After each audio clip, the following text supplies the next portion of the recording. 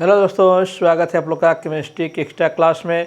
और आज हम लेके आए हैं आपके बीच में बिलियन की सांद्रता व्यक्त करने की इकाई में अगला टॉपिक जो है हम लोग का है मोललता। इसके पहले हम लोगों ने मोलरता के बारे में पढ़ा, आज हम लोग पढ़ेंगे मोललता के बारे में। ठीक है दोस्तों, तो मोलरता के बारे में आपने पढ़ा था, तो वहाँ पर आपका जो मोलरता के लिए फार्मूला था दोस्तों, मोलरता इक्वल टू क्या था आपका, विलेय के मोलों की संख्या बटे आपका बिलियन का आयतन लीटर में। हाँ दोस्तों, वहाँ पे बिलियन का आयतन लीटर में लिया गया था, लेकिन यहाँ पे जो आपका मोललता का जो फार्मूला बनेगा यहाँ पे हम लोग का, ठीक है दोस्तों, यहाँ पे हो जाएगा आपका विलेय के मोलों की संख्या अब बटे विलायक की मात्रा। विलायक की मात्रा किस में दोस्तों, आप लेंगे किलोग्राम में। विलायक की मात्रा किस में होगी, किलोग्राम में दोस्तों। ठीक है, तो बस एक छोटा सा डिफरेंस है मोलरता और मोललता में। ठीक है, मोलरता क्या थी, वहाँ पे मोलरता को कैपिटल एम से दिखाए थे हम लोग, और वहाँ पर भी फार्मूला वही था हम लोग का, विलेय के मोलों की संख्या बटे यहाँ पे क्या था दोस्तों, बिलियन का आयतन। बिलियन का आयतन किस में था, लीटर में दोस्तों। यहाँ पे विलायक लिए हम लोग, यहाँ पे क्या लिया गया था, बिलियन लिया गया था। ठीक है, यही दोनों डिफरेंस, यही एक डिफरेंस है दोनों में, आपके मोललता और मोलरता में। आइए अगर मोललता की परिभाषा की बात करें हम लोग, डिफिनेशन क्या इसकी है, कैसे इसको डिफाइन करेंगे मोललता को, तो आप बिल्कुल डिफाइन कर सकते हैं सिंपली कि किसी विलायक के 1 किलोग्राम में उपस्थित विलेय के मोलों की संख्या। ठीक है दोस्तों, विलायक के 1 किलोग्राम में उपस्थित विलेय के मोलों की संख्या क्या होती है, मोललता कहलाती है। मोललता कहलाती है। ठीक है दोस्तों, तो सिंपल सी परिभाषा है। मात्रक की बात करेंगे आप इसकी, तो मात्रक निकाल सकते हैं यहाँ पे, मोल प्रति केजी है, मोल प्रति केजी, यानी कि मोल प्रति केजी इनवर्स हो जाएगा, चाहे केजी, मोल प्रति केजी, ये उसका मात्रक हो जाएगा दोस्तों। आइए उससे फार्मूला में बिल्कुल मोलों की संख्या के बारे में लोग बात कर चुके हैं। ठीक है, उसके बारे में आप जानते हो, भार बटे अणुभार मोलों की संख्या होता है, और विलायक का जो मात्रा है वो किलोग्राम में होनी चाहिए, एक केयर करना हम लोग को। और उस फार्मूले के हेल्प से आइए कुछ न्यूमेरिकल से हम लोग सॉल्व करते हैं। ठीक है दोस्तों, जैसे पहला ही न्यूमेरिकल बहुत ही इंपॉर्टेंट है अपने आप में, करा है कि 1 मोलर, ये में लिखा हुआ है 1, है ना, 1 मोलल, इसको क्या बोलेंगे, 1 मोलल, 1 मोलल NaCl विलयन का अर्थ क्या है। इसका अर्थ क्या है दोस्तों, 1 मोलल बिलियन का। क्वेश्चन नंबर 1 हो गया हम लोग का, क्या लिखा हुआ है, 1 मोलल बिलियन है किसका दोस्तों, NaCl का। ठीक है, इसका अर्थ क्या हो गया दोस्तों, सिंपल सा, अगर 1 मोलल है यहाँ पे, तो हम लोग कह सकते हैं यहाँ पे मान यहाँ रखेंगे तो समझ में आ जाएगा हम लोग को। 1 मोलल हो गया यहाँ पे इक्वल टू विलेय के मोलों संख्या, विलेय के मोलों की संख्या बटे क्या हो जाएगा दोस्तों,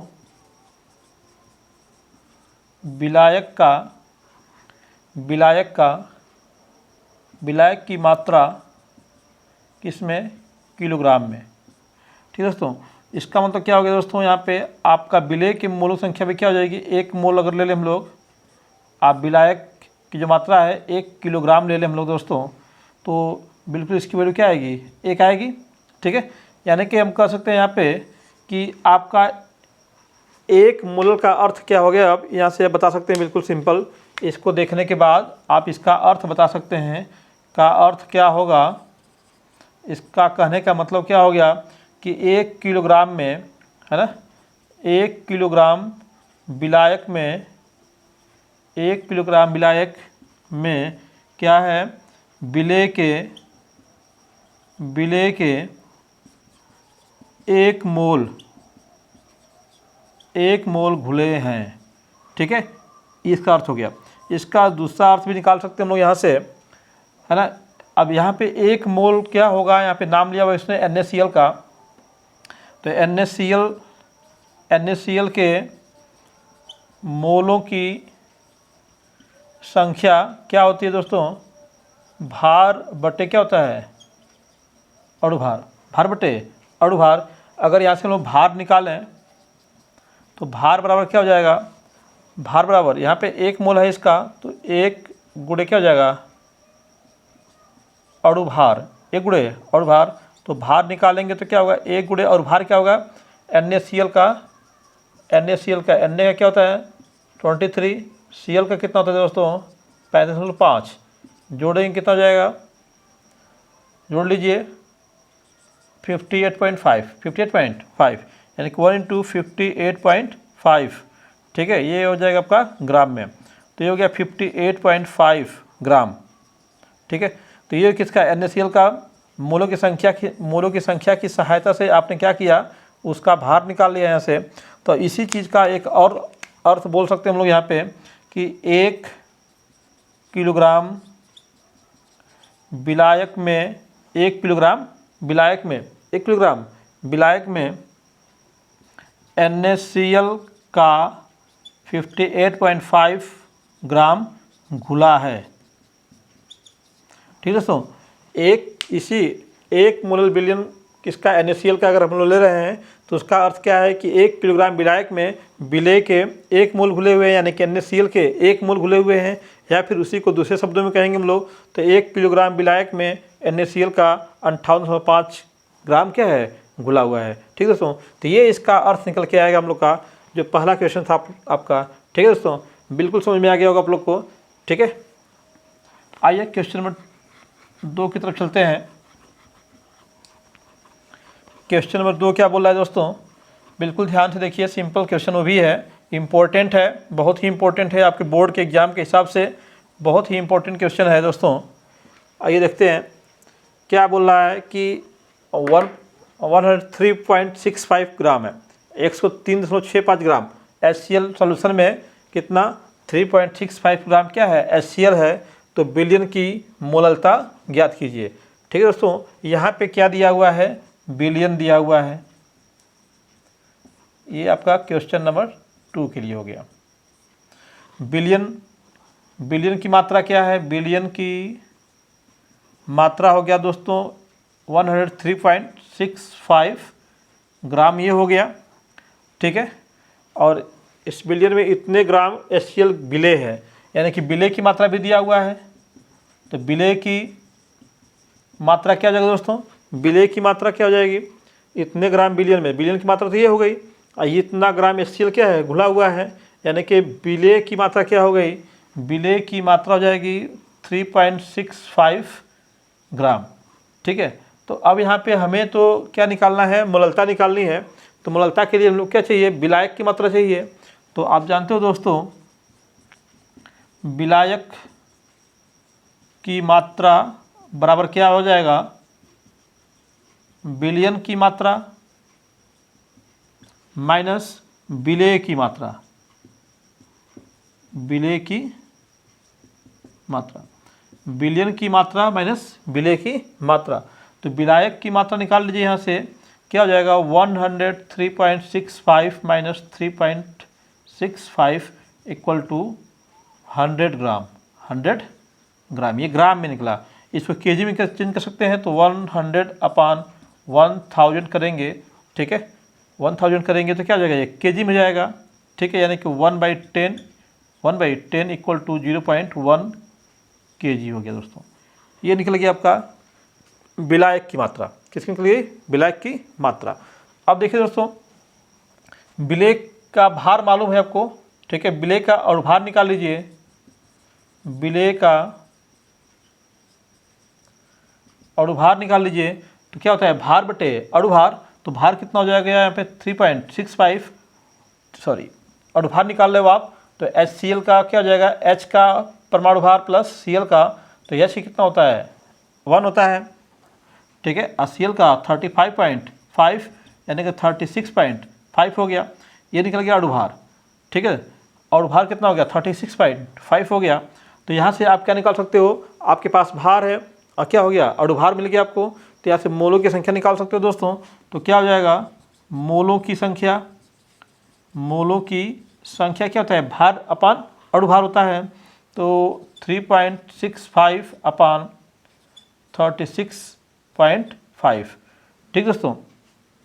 देख रहे हैं यहाँ पे 3.65 है, यहाँ पे क्या है 36.5 है।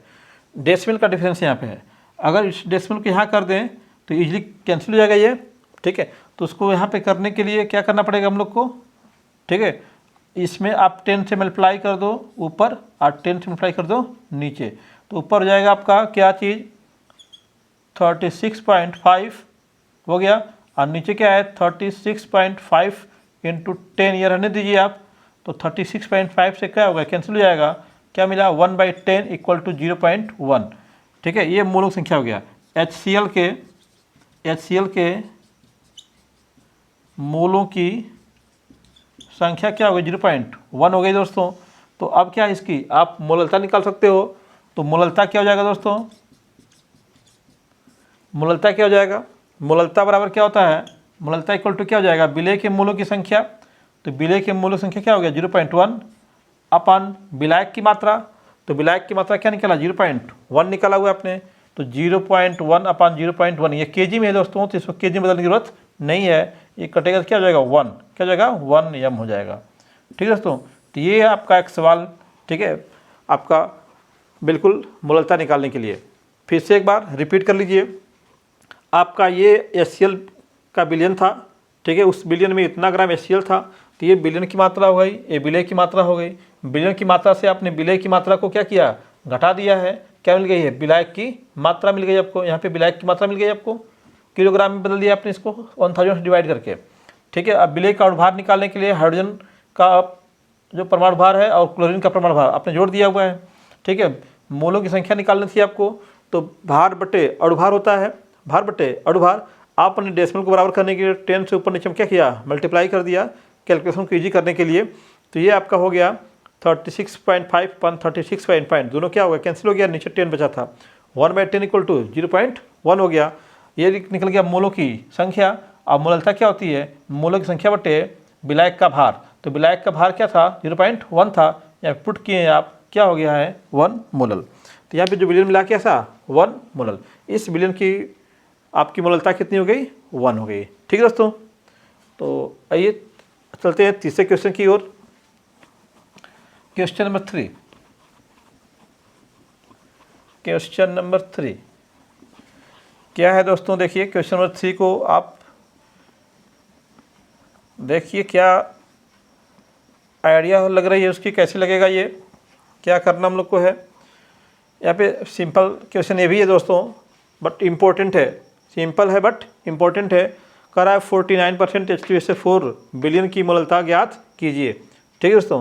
यहाँ पे 49% बोल दिया है, 49% आपका H2SO4 है कोई बिलियन है, उसकी मोललता हम लोग को ज्ञात करनी है। तो 49% H2SO4 का मतलब क्या हो गया कि अगर हम 100 ग्राम ले रहे हैं बिलियन हम ले रहे हैं तो उसमें क्या है 49% क्या होगा H2SO4 होगा।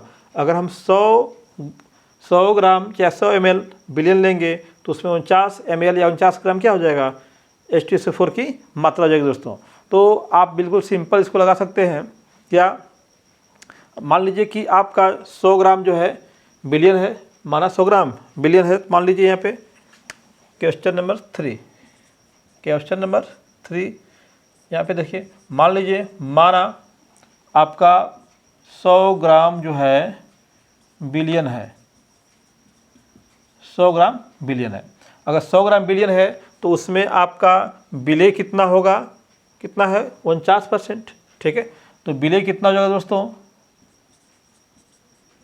विलय H2SO4 इक्वल टू कितना हो जाएगा 49% था तो 49 ग्राम हो जाएगा, 49 ग्राम हो जाएगा। अब आपके पास क्या मिल गया, हम लोग के पास यहाँ पे सिंपल सा आपको मिल गया क्या विलय मिल गया। तो आप फिर यहाँ पे विलायक की मात्रा निकाल सकते हो।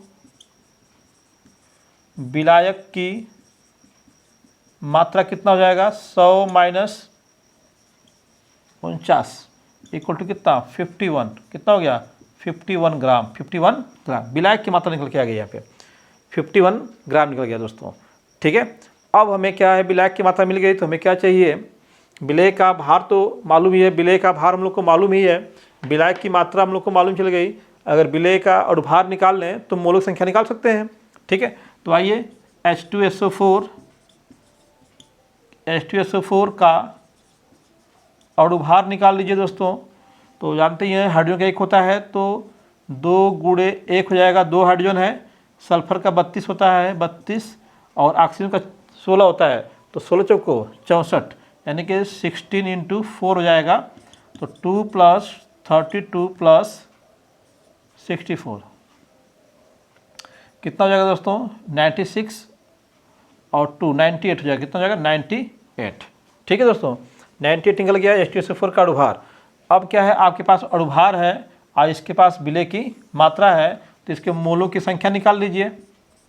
मोलों की संख्या कितनी हो जाएगी, मोलों की संख्या क्या हो जाएगी, भार बटे क्या होता है अणुभार। तो भार कितना है दोस्तों, इसका कितना है 49 है, और भार कितना निकाले हो 98। वेरी गुड, ये आप काट लीजिए, 9 ये कटेगा 1/2 है ना, 1/2 आ जाएगा, जिसकी वैल्यू आप दे सकते हो 0.5 मोल, 0.5 मोल। इसका वैल्यू क्या आ गया 0.5 मोल आ गया दोस्तों, 0.5 मोल इसकी वैल्यू हो गई। ठीक है, अब मोलों की संख्या मिल चुकी है आपको, आपके विलायक की मात्रा आपको मालूम है, इसकी मोललता निकालना है दोस्तों। तो मोललता के लिए सूत्र क्या है, मोललता स्मॉल m इक्वल टू क्या हो जाएगा, विलेय के मोलों की संख्या यानी कि 0.5 अपन विलायक की मात्रा। तो विलायक की मात्रा किस में है 51 ये ग्राम में है, किस में है ग्राम में। इसको 1000 से डिवाइड कर देंगे हम लोग तो क्या हो जाएगा, ये किलोग्राम में, यानी कि 0.5 × 1000, 0.5 × 1000 हो जाएगा दोस्तों। और आपान में क्या हो जाएगा यहाँ पे 51, यानी कि आप इसको करोगे तो 10 लोगे तो 5 हो जाएगा, पूरा ये क्या हो जाएगा 500/51। ठीक है दोस्तों, तो ये आपका हो जाएगा इतना m हो जाएगा। ठीक है, इसको आप डिवाइड कर सकते हो बिल्कुल। ठीक है दोस्तों, आप डिवाइड इसको कर सकते हैं, आ जाएगा आंसर जो भी।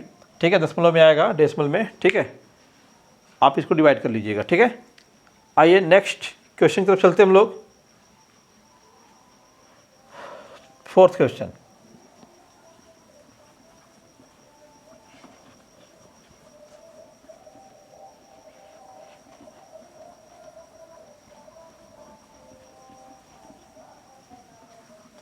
आइए 4th क्वेश्चन देखिए क्या है। कह रहा है मेथनॉल के जल में है ना, मेथनॉल के जल में 1 बिलियन की मोललता कितनी है 1.6 m है। तो 500 ग्राम बिलियन में उपस्थित मेथनॉल की मात्रा ज्ञात कीजिए दोस्तों।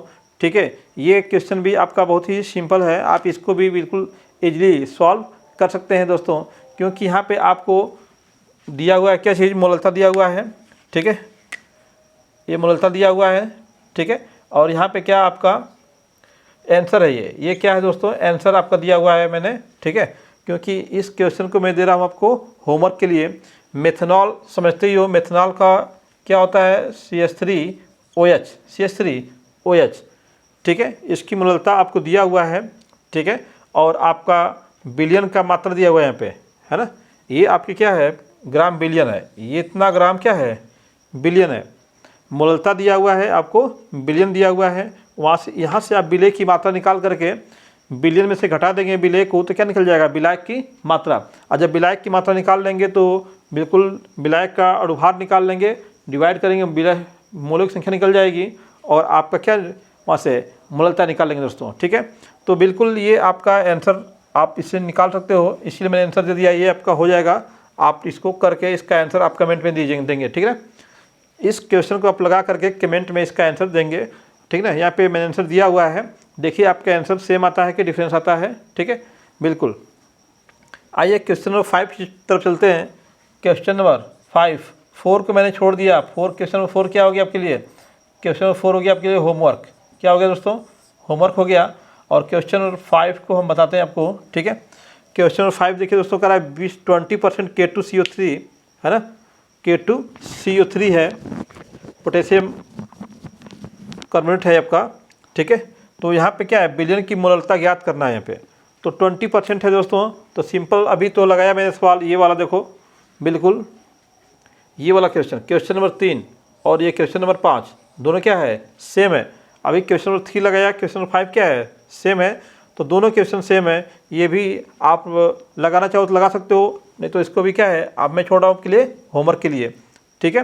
बिल्कुल सेम क्वेश्चन है दोस्तों। यहाँ पे क्या है 49% है, यहाँ पे क्या है 20% है, बस यहाँ पे H2SO4 था, यहाँ पे क्या है K2CO3 है दोस्तों, ठीक है। बिल्कुल विलयन की मोलरता यहाँ भी निकालनी थी, विलयन की मोलरता यहाँ पर भी फाइंड करनी है आपको, ठीक है दोस्तों।